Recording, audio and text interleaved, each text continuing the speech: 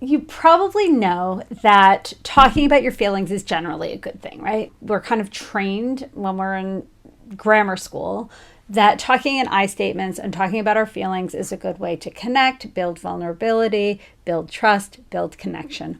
All of that is 100% true. Okay, we don't feel close when we talk about facts and figures. We feel close when we're vulnerable. Okay, and this is coming from EFT, Sue Johnson, and all of her incredible work she did on attachment theory. What we know is that we feel attached and connected when we're talking about our emotions in a way that we're taking little mini risks. So the biggest mistake that people make when they're trying to do this right thing by talking about their feelings and getting close is that they have the best of intentions of talking about their feelings, but then they end up talking about their thoughts or judgments or questions, anything but their emotions when they're actually talking.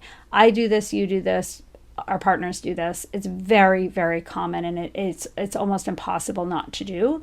But by having that self-awareness of this rule number 1, you're going to notice that there's a little shortcut that you can do every single time that's going to catch you and notice whether or not you're actually doing emotional vulnerability or if you're starting out simply attempting to do emotional vulnerability. So rule number 1, never place the word that or like after the words I feel.